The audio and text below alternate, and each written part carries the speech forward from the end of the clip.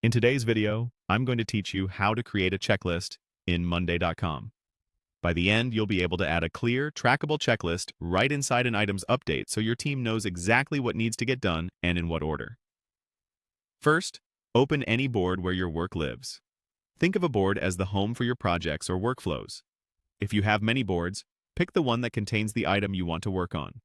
Once the board is open, locate the specific item row you want to update.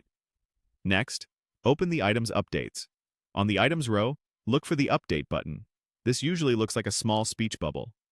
Click it to open the Updates panel.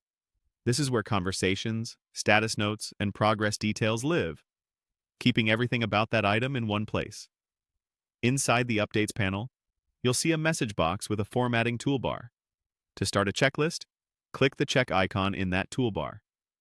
This switches your message composer into checklist mode and adds the first checklist line. If you don't see the icon right away, expand the formatting tools. It's typically represented by a small checkbox symbol. Now, type your update. Use short, action-focused lines for each checklist item.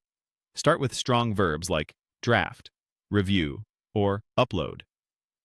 Press Enter to add another checklist line and keep going until you've captured all the tasks you want to track. Keep items specific and bite-sized so they're easy to complete and check off. If helpful, you can add context above your checklist with a brief note, such as a due date or a quick summary. You can also mention teammates directly in the text to give them visibility, and you can keep the order logical from start to finish, so no one has to guess what to do next.